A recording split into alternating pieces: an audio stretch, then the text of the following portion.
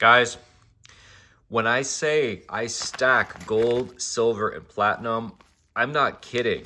The government's about to start printing money. And so all the money you have in the bank is gonna have less of a spending power, okay?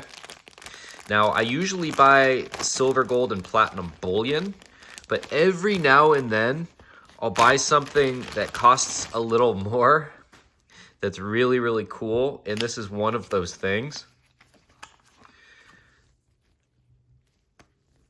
Oh, look at that.